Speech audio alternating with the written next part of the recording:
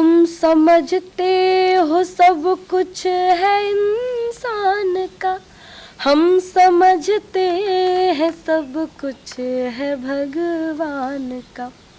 बल जगत का तुम्हें, हमको जगदीश का। बल जगत का तुम्हें, हमको जगदीश का। फूलते तुम भी हो, फूलते हम भी हैं।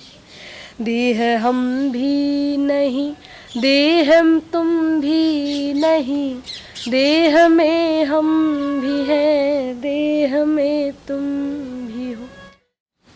अब एक और बड़ी विडंबना है हमारे समाज की।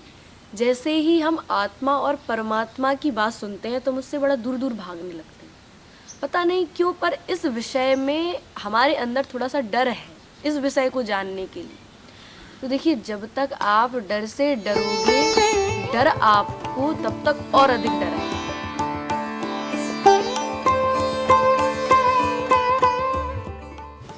जय श्रीमन्नारायण। एक बार पुनः से स्वागत करती हूँ आप समस्त पाठकों का अविनाशी पाठशाला की द्वितीय पाठ में, या यूँ कहें द्वितीय कक्षा में। इस कार्यक्रम को नियमित रूप से चलाने की जो बात हमने प्रथम कक्षा में कही थी, किन्हीं तथा कथित कारणों के चलते वैसा संभव नहीं हो पाया। व्यस्तता के चलते, कुछ समस्याओं के चलते इस कक्षा को लाने में हमें थोड़ा विलम्ब हो गया, जिसके लिए मैं क्षमा प्रार्थी हूँ। कई लोगों ने मुझसे व्यक्तिगत रूप से मिलकर या कमेंट के माध्यम से भी पूछा कि जो हमारा अगला कार्यक्रम है वो कब आएगा। तो आप सबकी उत्सुकता को देखकर हमें वाकई में बहुत प्रसन्नता हुई है और बहुत प्रोत्साहन भी मिला है। और आपकी इन्हीं प्रतिक्रियाओं और आपकी इस कार्यक्रम के प्रति इसी उत्सुकता को देखते हुए हम पूर्ण प्रयत्न करेंगे कि जितना जल्दी संभव हो सके ये कार्यक्रम आप सबके समक्ष प्रस्तुत कर सकें। तो चलिए हम प्रारंभ करते हैं आज का हमारा नया पाठ। जैसा कि आप स्क्रीन पर पहले ही देख चुके होंगे, मैं कौन।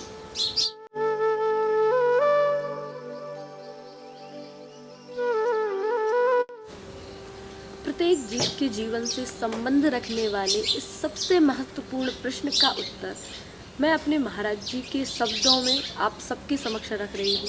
आप शब्दों पर ध्यान दीजिएगा। तू मैं तू है बस रहा, तू दे छटकाए। तू मैं तू के कारण, तू नहीं दर्शाए। मैं तू मैं बसे, मैं तू का है भेद। तू मैं तू हटत ही निकल शीघ्र है खेद। मेरा तेरा कुछ नहीं दूसर दर्शाए। अपने में आप ही रमा करो न मन चित लाए। अपने को भूलो फिर ढूंढे अपने आप। अपनी भूल मिटाए के करो अपना जाप। कथन मनन निज का करो, भाषण निज का भाई। सारे रस को त्याग कर आत्म में मन लाए। घट मठ का जस भेद है, ईश्वर जीव लखाए। दो उपाधि छोड़ कर एक गगन दर्शाए। हमारा प्रश्न था मैं कौन। तो प्रश्न का उत्तर जानने से पूर्व हमें प्रश्न को ही समझना होगा। अब आप में से कई लोग सोच रहे होंगे कि ये कैसा प्रश्न है, मैं कौन, भाई मैं तो मैं ही हूँ। परंतु आप में से जो लोग आध्यात्मिकता स्पिरिचुअलिटी से जुड़े हुए होंगे वो समझ पा रहे होंगे इस प्रश्न को कुछ। आप सबको ये प्रश्न मैं समझाऊं उसके लिए मैं एक प्रसंग आपको सुनाती हूँ, जो कि एक सच्ची घटना पर आधारित है। आप में से कई लोगों ने उसे पहले भी सुना होगा। एक बार एक व्यक्ति के मन में तीव्र उत्कंठा होती है भगवान से मिलने की। तो कुछ लोग उसे बताते हैं कि स्वामी विवेकानंद जी उनको काली माता दर्शन देती हैं। अब जब उस व्यक्ति को ये पता चला कि स्वामी विवेकानंद जी को काली माता दर्शन देती हैं तो बड़ा प्रसन्न हो गया। अब स्वामी विवेकानंद जी के पास जाकर मैं भी काली माता का दर्शन कर लूँगा। अच्छा देखिए, हम सब में एक आदत होती है, हम इच्छाएं कामनाएं तो बड़ी बड़ी करते हैं, परंतु उतना श्रम नहीं करना चाहिए। हमें फल तो बड़ा चाहिए, भले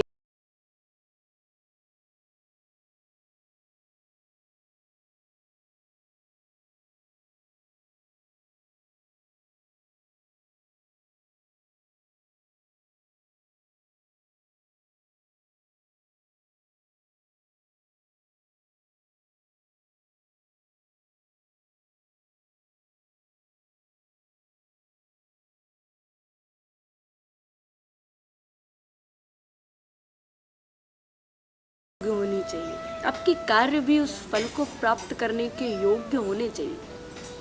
अब यही देख लीजिए, उस व्यक्ति को भगवान के दर्शन करने थे तो सोचा कि स्वयं तपस्या करूं, स्वयं त्याग करूं, अनेकों वर्षों तक मैं तपस्या करूं। उससे भी कोई गारंटी नहीं है कि भगवान जी मिलेंगे या नहीं मिलेंगे। भाई क्या गारंटी, कितने वर्षों तक तपस्या करने से भगवान मिलेंगे। तो ये बढ़िया है कि विवेकानंद जी को तो काली माता दर्शन देने आती ही है, वही मुझे भी भगवान के दर्शन हो जाएंगे। तो उसने भी शॉर्टकट चुना। अच्छा देखिए, इसमें कोई बुराई भी नहीं है। यदि हम दूसरे परिप्रेक्ष्य से इसको देखें तो हमारे शास्त्र हमें आज्ञा करते हैं कि जिसने पहले प्रभु की प्राप्ति कर ली, जा करके उसकी चरण शरण ग्रहण कर ली। श्रीमद् भागवत जी में वर्णन मिलता है, एक असुर था वृत्तासुर। वो भगवान की स्तुति कर रहा है और क्या कह रहा है अपनी स्तुति में, ननाक पृष्ठम न च पारमेष्ट्यम न रसाधिपत्यम न च सार्वभौमम। प्रभु मुझे रसाधिपत्य नहीं चाहिए, मुझे रसाधिपति नहीं बनना, न च सार्वभौमम, मुझे इस संपूर्ण सृष्टि पर एक छत्र राज्य भी नहीं करना। भगवान कहते हैं फिर क्या चाहिए तुझे? तो कहता है कि अहम हरे तव पादैक मूल दासानुदासो भवितास्मि भूया। क्या चाहिए? दासानुदासो भवितास्मि भूया, मुझे बस आप अपने दासों के दासों का दास बना दो। भगवान कहते हैं बड़ी अजीब बात है, मैं तेरे सामने खड़ा हूँ पर तुझे मेरा दास नहीं होना, तुझे मेरे दासों के दासों का दास होना है। ऐसा क्यों? तो कहता है कि भगवान आप सबसे पहले अपने दासों के दासों पर कृपा करते हो। भगवान कहते हैं अच्छा, कोई उदाहरण है तेरे पास? तो वृत्तासुर कहता है हाँ प्रभु। जब गज और ग्राह पर भगवान ने कृपा की तो सबसे पहले भगवान आपने किसको उतारा? तो कहा कि ग्राह को, पर आपका भक्त तो गज था, उसने आपको पुकारा था। फिर भी आपने पहले ग्राह को उतारा, क्यों उतारा? तो यहाँ पे ध्यान देने योग्य बात क्या है कि जो ग्राह था उसने गज का पैर पकड़ रखा था, यानी भगवान के जो दास हैं उन दासों का पैर पकड़ा था। तो सबसे पहले भगवान ने उद्धार किसका किया? ग्राह का उद्धार किया। तो प्रभु मुझे तो आपके दासों का दास होना है। यही बात शास्त्र कहते हैं कि यदि भगवत प्राप्ति करनी है तो भगवान के जो दास हैं आप उनके दास बन जाइए, तो सहज रूप से ही आपको भगवान मिल जाएंगे। पाप करे प्रभु जी मिले, पाप करे सुख होए, पाप करे चिंता मिटे, तो भैया पाप करो सब कोय। कहने का मतलब समझे? यानी पाप नहीं करना है, शब्दों पर ध्यान दीजिए। पाँव पकड़े प्रभु जी मिले, पाँव पकड़े सुख होए, पाँव पकड़े चिंता मिटे, तो भैया पाँव पकड़ो सब कोई। जा करके भक्तों, भगवान के जो भक्त हैं उन भक्तों के पाँव को पकड़ लो, पैरों को पकड़ लो, तो आपको सहज रूप से ही भगवत प्राप्ति हो जाएगी, भगवान मिल जाएगी। अब वो व्यक्ति जिसको भगवान से मिलना था वो स्वामी विवेकानंद जी के पास जाता है। स्वामी विवेकानंद जी पूछते हैं महाशय आपके आने का कारण बताइए। तो वो व्यक्ति बिना बात को घुमाए फिराए सीधे कहता है स्वामी जी हमने सुना है काली मैया आपको दर्शन देने आती है। स्वामी जी हंसते हुए कहते हैं जी हाँ बिल्कुल देने आती है।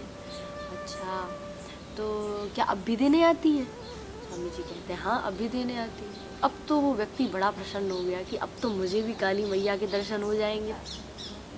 फिर कहता है कि स्वामी जी आप मेरा एक काम कर देंगे। विवेकानंद जी कहते हैं बताओ क्या काम है। तो कहता है कि अब की बार जब मैया आपको दर्शन देने आए तो आप उनसे कह देना कि मुझे भी दर्शन दे जाए। स्वामी जी कहते हैं जी जी मैं कह दूँगा। अब तो बड़ा प्रसन्न होकर वो जानने लगा घर को कि अब तो मुझे भी भगवान के दर्शन होंगे, मुझे भी काली मैया दर्शन देंगी। जाते जाते स्वामी जी ने रोका कि अरे भैया थोड़ा ठहरिए। पीछे मुड़कर पूछता क्या बात है स्वामी जी। विवेकानंद जी कहते हैं कि बातों बातों में मैं आपका पता लेना तो भूल ही गया, आप अपना पता दे दीजिए, मैं मैया को कहाँ भेजूँगा, कहाँ जाना है। तो सोचता है कि बात तो सही है, मैया कहाँ भटकेंगी, मैंने अपना पता तो दिया ही नहीं। तो कहता है कि अपने घर का पता देता है कि ये आप लिख लीजिए, ये मेरे घर का पता है। स्वामी जी मुस्कुराते हुए कहते हैं कि महोदय ये आपके घर का पता है, काली मैया से आपको मिलना है या आपके घर को। तो सोचता है थोड़ा, अपने ऑफिस का पता देता है। महाराज जी ये ले लीजिए, ये हमारे ऑफिस का पता है। विवेकानंद जी पुनः कहते हैं कि ये आपके ऑफिस का पता है, आप अपना पता दीजिए, आपको काली मैया से मिलना है। तो फिर वो अपना नाम बताता है। विवेकानंद जी कहते हैं ये तो आपका नाम है, आपका पता क्या है। मेरे नाम से मेरा पता पाया नहीं जाता और जहाँ मैं हूँ फरिश्तों से वहाँ आया नहीं जाता। तो विवेकानंद जी कहते हैं ये तो आपका नाम है, आप अपना पता दीजिए। वो व्यक्ति बड़ा परेशान हो जाता है, मेरा घर मेरा पता नहीं है, मेरा ऑफिस मेरा पता नहीं है, मेरा नाम मेरा पता नहीं है, फिर मेरा पता है क्या। तो थोड़ा सा सोचता है और फिर कहता है ये स्वामी जी मैं आपके समक्ष खड़ा हूँ, यही है मेरा पता। तो स्वामी जी कहते हैं ये तो आपके शरीर का पता है, आपका पता क्या है। अब तो वो व्यक्ति बुरी तरीके से झुंझला जाता है और कहता है ये मेरा जो हाथ है ये मेरा पता है। स्वामी जी मुस्कुराते हुए कहते हैं ये आपका हाथ है, आप अपना पता दीजिए। फिर कहते हैं ये मेरा पैर, ये मेरा मुंह, ये मैं हूँ। तो स्वामी जी कहते हैं महोदय आपके शरीर का प्रत्येक अंग जो है वो उस अंग का परिचय है, आप अपना परिचय दीजिए, आप कौन हैं। तो बड़ी सोच में पड़ जाता है और सोचता है कि मैं हूँ कौन, और यही तो प्रश्न है कि मैं कौन हूँ। हम ही थे भूले, हम ही में भूले, हमें ढूंढने हम ही चले, हम ही ने खोजा हम ही ने पाया, हमें मिले तब हम ही मिले। स्वामी जी कहते हैं महोदय जिस दिन आपको आपके इस प्रश्न का उत्तर मिल जाएगा कि मैं कौन हूँ, उस दिन मुझे काली माता को आपके पास भेजना नहीं पड़ेगा, वो स्वयं आपको दर्शन देने के लिए आ जाएंगे। घटमठ का जिस भेद है ईश्वर जीव लखाए, दो उपाधि छोड़कर एक गगन दर्शाए। वास्तव में इस प्रश्न को जान लेना ही हमें इस प्रश्न के उत्तर के समीप ले जाता है, हमें उस प्रश्न के उत्तर का मार्ग प्रशस्त करता है। पहले तो मन में प्रश्न होना चाहिए, तभी ना आप में उस प्रश्न के उत्तर को जानने की उत्कंठा होगी। तो अभी संभवतः आपको प्रश्न समझ में आ गया होगा कि मैं कौन हूँ। महाराज जी कहते हैं तू में तू है बस रहा, तू दे छटकाए, तू में तू के कारणे तू नहीं दर्शाए। कहने का तात्पर्य है जो हमारा मैं है वो हम में ही है, तू में तू है बस रहा यानी हमारे ही अंदर है, परंतु हमारी मैं के स्वभाव के कारण वो हमें दिखाई नहीं देता। तू में तू के कारणे तू नहीं दर्शाए, जो हमारा वास्तविक मैं है वो हमारे मैं के कारण दिखाई नहीं देता। तो ये मैं यानी कि मैं क्या हूँ ये पता कैसे चले। मैं तू मैं बसे, मैं तू का है भेद, और तू मैं तू हटत ही निकल शीघ्र है खेद। यानी आपका और मेरा मैं अलग अलग नहीं है, सबका अपना अपना मैं है और हमारे ही पास है। जो हम कहते रहते हैं ना किसी सांसारिक वस्तु को देख कर कि ये तेरा ये मेरा तेरा के चक्कर में जो वास्तविक मेरा है उसे हम कहीं दूर छोड़ देते हैं, बशर्ते वो है सदैव मेरे पास ही, परंतु हमें दिखाई नहीं देता। पर वो मेरा दिखाई कब देगा, तू मैं तू हटत ही निकल शीघ्र है के। जिस दिन हम ये मेरा तेरा करना छोड़ देंगे उस दिन हम स्वयं को पालेंगे और ये जो हमारा मेरा तेरा का भ्रम है ये मिट जाएगा और हमें हम मिल जाएंगे। एक बार प्रोफेसर श्री तीरथ राम जी ने स्वामी श्री विवेकानंद जी का एक वक्तव्य रखा 3 दिन का। स्वामी श्री विवेकानंद जी ने प्रथम 2 दिवसों तक धर्म, कर्म योग और भक्ति योग पर अपना व्याख्यान दिया और तीसरे दिन जब स्वामी श्री विवेकानंद जी ने ज्ञान योग पर व्याख्यान दिया तो प्रोफेसर स्वामी तीरथ राम जी अभिभूत हो गए स्वामी जी पर और उनके मन में तीव्र उत्कंठा हुई कि मुझे कुछ देना है स्वामी विवेकानंद जी। पर उस समय उनके हाथ में कुछ था नहीं, पर हाथ पर जब दृष्टि पड़ी तो एक घड़ी बंधी हुई थी उनके हाथ में, तो मन में भाव आया कि घड़ी ही दे देते हैं स्वामी विवेकानंद जी। गए बड़े भावुक, तो स्वामी विवेकानंद जी को अपने हाथ से उतार कर वो घड़ी दी और कहा कि स्वामी जी मैं ये घड़ी आपको देना चाहता हूँ। स्वामी जी ने बड़े प्रेम से उस घड़ी को स्वीकार किया। स्वामी जी जब चलने लगे तो प्रोफेसर तीरथ राम जी स्वामी जी से कहते हैं कि स्वामी जी आप इस घड़ी को बांधोगे ना, ये मुझे बड़ी प्रिय है। तो स्वामी जी ने प्रसन्न होकर वो घड़ी अपने हाथ से उतारी और स्वामी तीरथ राम जी के हाथ में जाकर बांधी और बहुत बढ़िया बात कही। स्वामी जी कहते हैं कि प्रोफेसर जी आज से ये घड़ी मेरा ये हाथ पहनेगा। कहने का तात्पर्य ये जो शरीर है इसमें जो मैं तुम का भेद है इसको हटाकर, देखो हमारे महाराज जी कहते हैं हे मित्र दूर क्यों होते हो, तू और नहीं मैं और नहीं, यह जगत बना किस कल से है, यह मैं तू के बस बल से, यह मैं तू के मन मल से, इसमें मेरा तेरा कुछ नहीं है, सब एक है, सब राममय है, सब में राम है, तो मेरा तेरा का भेद क्यों। जो नाम रूप में जकड़े हैं, लोग कहते हैं ना मेरा नाम नहीं सुना, अरे उनसे जाके कह देना मेरा ये नाम है, उन्होंने भेजा है, सब काम हो जाएगा तुम्हारा। तो उनके लिए जो नाम रूप में जकड़े हैं वे माया के सब पकड़े हैं, सब भेद दृष्टि के झगड़े हैं। हे मित्र दूर क्यों होते हो, तू और नहीं मैं और नहीं, सब एक है। देखिए ये झगड़ा कब तक है, जब तक आप अपने को आप समझते हो और जब आप समझ लोगे कि जो मुझ में है वही तो सब में है, सब में राम समाया, तो फिर झगड़ा बचेगा ही नहीं, क्योंकि जब सब मैं ही है तो फिर लड़ूं किससे, झगड़ूं किससे।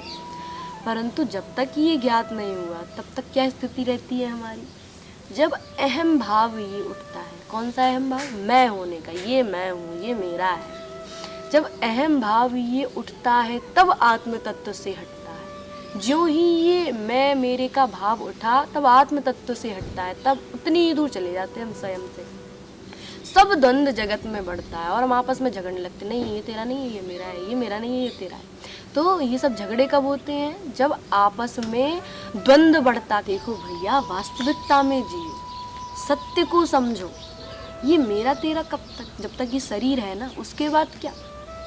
साथी है मित्र गंग के जल बिंदु पान तक, अर्धांगिनी बढ़ेगी केवल मकान तक, और बेटा भी हक निभाएगा तो अग्निदान तक। इसके बाद क्या, इससे तो आगे भजन ही है साथी, हरि के भजन बिन अकेला रहेगा। तो जब सब एक दिन छूट ही जाना है तो फिर ये भ्रम किस बात का, ये मेरा तेरा। तू देख जगत सब सपना है, रे पेख नहीं कुछ अपना है, नित अविनाशी चित लखना है। और सबसे बढ़िया तरीका इस मैं को जानने का, कथन मनन निज का करो, भाषण निज का भाए, सारे रस को त्याग कर आत्म में मन लाए। यानी यदि स्वयं को जानना है तो सबसे अधिक समय स्वयं को दो, सबसे अधिक आप अपने में रहो। जितना आप अपने निकट होगे, जितना आप स्वयं में रहोगे, उतना ही आप अपने आप को जान पाओगे। कहते हैं अपने घट में बैठ निरंतर नहीं किसी के घर जा। इसका मतलब ये नहीं है किसी से मिलना जुलना नहीं है, सबसे रिश्ता तोड़ देना है, नहीं, सबसे मिलो जुलो, पर न जग छोड़ो न हरि भूलो, कर्म कर जिंदगानी में, रहो दुनिया में तुम ऐसे कमल रहता जो पानी में। दुनिया में इस प्रकार से रहो जैसे कमल रहता है। कमल उगता तो कीचड़ में है, परंतु कीचड़ का एक भी कण अपने ऊपर धारण नहीं करता है। तो आप रहो तो संसार में, परंतु सांसारिक विषय वासनाओं से, सांसारिक व्यथाओं से स्वयं को सदैव दूर रखो और स्वयं को और संसार को जानने के चक्कर में स्वयं को मत भूल जाओ। और यदि आप स्वयं को जान लोगे तो संसार को अपने आप ही जान जाओ, कोई उसको अलग से जानने की आवश्यकता हमें नहीं पड़ेगी। कहते हैं जो स्वयं को जान लेता है वो संपूर्ण सृष्टि को जीतने की सामर्थ्य रखता है। अब आप कहोगी कि सृष्टि को तो तब जीते जब स्वयं को जाने, अभी हम स्वयं को ही नहीं जान पाए हैं। तो शास्त्रों के अनुसार जो ये मैं है वो मेरा शरीर नहीं, आत्मा है। गौकर्णोपाख्यान में श्री गौकर्ण जी कहते हैं, देहि स्थिमांस रुधिरे अभिमतिम त्यजत्वम, यानी ये जो शरीर है, ये जो देह है, वो अस्थि मांस और रुधिर का एक पुतला मात्र है, उसमें निरंतर अभिमान को त्यागो, अभिमान मत रखो। क्यों? क्योंकि हम शरीर में हैं, शरीर नहीं है। तो फिर शरीर क्या है? देह को मैं मानना सबसे बड़ा यह पाप है, सब पाप इसके पुत्र है, यह पाप का भी बाप है। देह को मैं नहीं मानना चाहिए, आत्मा मैं है, जो मैं हूँ वो आत्मा है, शरीर नहीं। देह हम भी नहीं, देह तुम भी नहीं, देह में हम भी हैं, देह में तुम भी हो। देह तो गेह है यात्रियों के लिए, गेह में हम भी हैं, गेह में तुम भी हो। देह हम भी नहीं, देह तुम भी नहीं, देह में हम भी हैं, देह में तुम भी हो। तुम स्वयं को समझते हो अभिमान से, हम स्वयं को समझते हैं गुरु ज्ञान से। तुम अहम में टिके, हम स्वयं में टिके, रुकते तुम भी तो हो, रुकते हम भी तो हैं।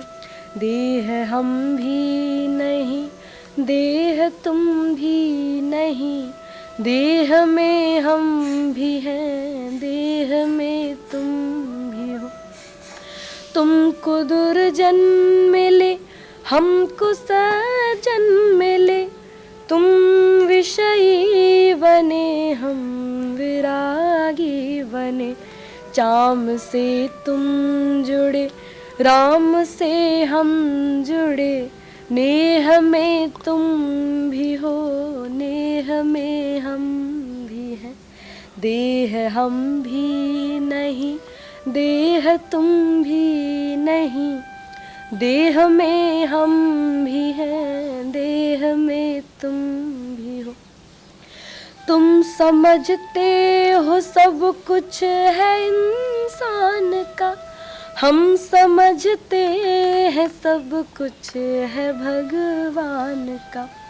बल जगत का तुम्हें, हमको जगदीश का, बल जगत का तुम्हें, हमको जगदीश का। फूलते तुम भी हो, फूलते हम भी हैं। देह हम भी नहीं, देह तुम भी नहीं, देह में हम भी हैं, देह में तुम भी हो। देह तो गेह है यात्रियों के लिए, गेह में हम भी हैं, गेह में तुम भी हो। अच्छा, मैं आत्मा हूँ, शरीर नहीं। तो ये जो आत्मा है वो शरीर से अलग है? नहीं, ये जो आत्मा है वो शरीर में ही है। अच्छा, शरीर में है तो क्या हम उसे देख सकते हैं? क्या हम उसे छू सकते हैं? क्या हम उसे स्पर्श कर सकते हैं? नहीं, हम उसे सिर्फ महसूस कर सकते हैं। अच्छा, महसूस कर सकते हैं तो महसूस कैसे करें? देखिए, एक बात समझ लीजिए, प्रश्न का मन में उठना ही उत्तर की दिशा में आगे बढ़ने का सूचक है। तो यदि आपके मन में भी ये प्रश्न उठ रहे हैं तो आप सही दिशा में जा रहे हैं।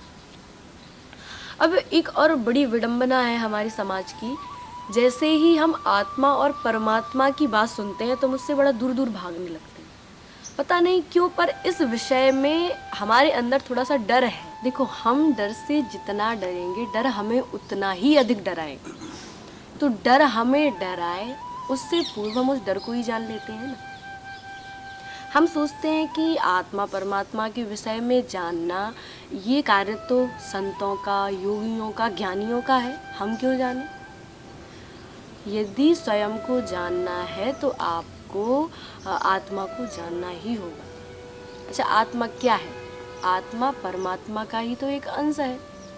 यदि आप आत्मा को जान लोगे तो आप परमात्मा को जान लोगे। आपने देखा होगा, जब वैज्ञानिक किसी पदार्थ के ऊपर रिसर्च करते हैं, उसके विषय में जानना चाहते हैं, तो उस पूरे पदार्थ के ऊपर रिसर्च नहीं करते, उस पदार्थ की एक अंश पर रिसर्च करते हैं। और उस पदार्थ जिसके बारे में वो जानना चाहते हैं, उसके एक अंश पर रिसर्च करके उसके बारे में, उसके जो गुण हैं, उसका जो स्वभाव है, उसके बारे में जान लेते हैं। तो उसी प्रकार ये जो आत्मा है, ये परमात्मा का अंश है। यदि हम आत्मा को जान लेंगे तो परमात्मा को भी सहज रूप से हम समझ जाएंगे, क्योंकि आत्मा परमात्मा का ही अंश है। देखो, हम आत्मा को महसूस कर सकते हैं। पता है कैसे? मैं आपको एक नदी के उदाहरण के माध्यम से समझाती हूँ। आप ऐसा सोचिए कि एक नदी है, आप सबने नदी तो देखी होगी। उस नदी में जब हम कोई पत्थर फेंकते हैं तो उस नदी में हलचल होती है, तरंगे उत्पन्न होती हैं। और नदी यदि गंदी हो और उसमें बड़ी हलचल हो रही हो, तरंगे उत्पन्न हो रही हो, और तभी मैं आपसे कहूँ कि आप उस नदी की सतह को देखिए, तो क्या ये संभव है? नहीं, क्योंकि नदी हलचल पूर्ण है और गंदी है, तो उसकी सतह को देखना असंभव है।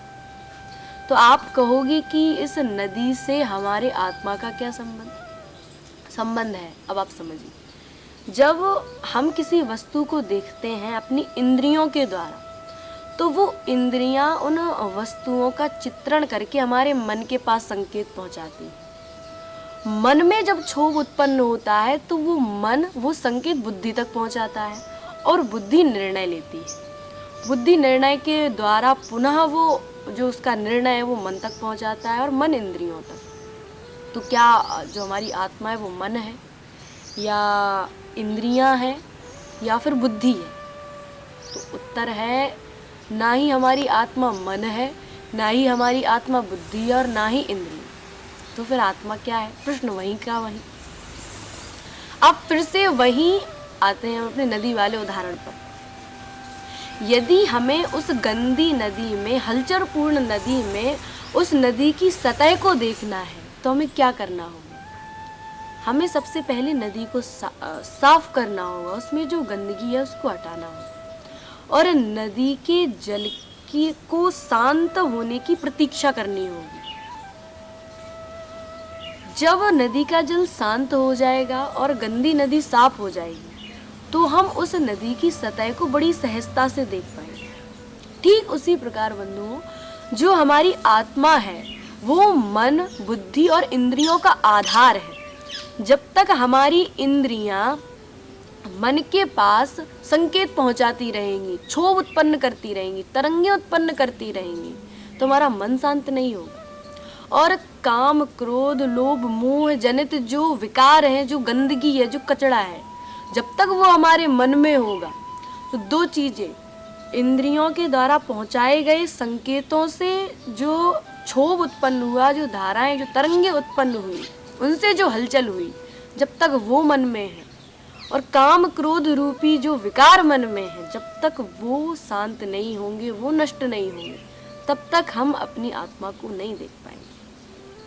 तो जिस प्रकार से हमने नदी की सतह को देखने के लिए क्या उपाय अपनाया था? नदी को साफ करो और हलचल बंद होने की प्रतीक्षा करो, तब हम नदी की सतह को देख पाए।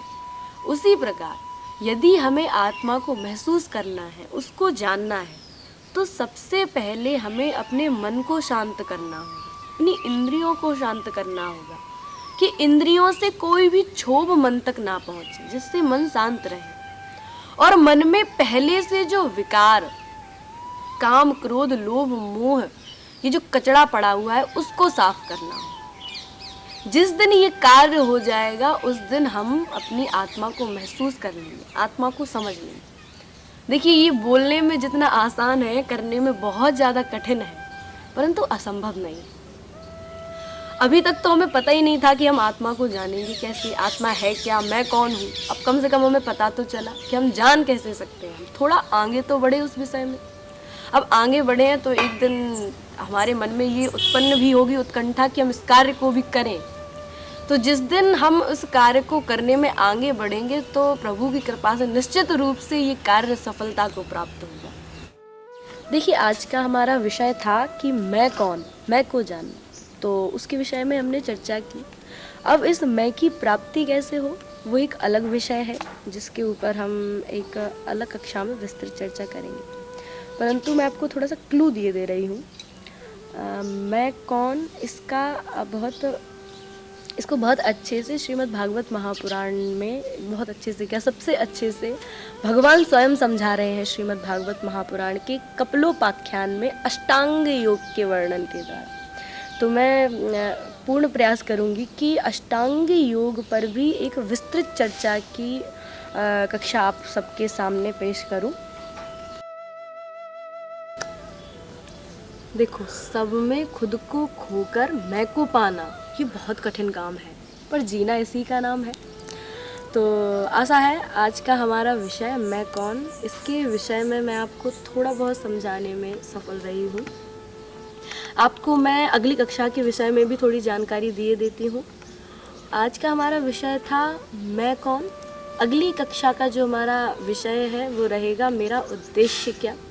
तो अंत में आप सबसे बस इतना ही कहूँगी कि मेरा तेरा कुछ नहीं, नहीं दूसर दर्शाए, अपने में आप ही रमा करो न मन चित लाए। अच्छा, आप सब सोच रहे होंगे कि आज मैं कहाँ हूँ। तो आज मैं उपस्थित हूँ अपने गांव में, अपनी जन्मभूमि में। जननी जन्मभूमश्च स्वर्गादपि गरीयसी। तो मेरे लिए तो ये स्वर्ग है और यहाँ का माहौल बड़ा ही शांत है, बड़ा ऊर्जाप्रद है, बड़ी शांति है यहाँ। तो सोचा आज मैं अपने स्वर्ग से ही आप सबको ये कक्षा प्रस्तुत करूं। तो आप बताइएगा आपको हमारा ये स्वर्ग, हमारा ग्राम, हमारी जन्मभूमि कैसी लगी। थोड़ा सा ही दिखा पाई मैं आपको, ज़्यादा नहीं दिखा पाई। तो इसी के साथ आज का ये पाठ यहीं विराम लेता है, आज की कक्षा यहीं विश्राम लेती है। आप सभी अविनाशी पथ पर चल रहे राहियों को मेरा बहुत बहुत जय श्रीमन नारायण।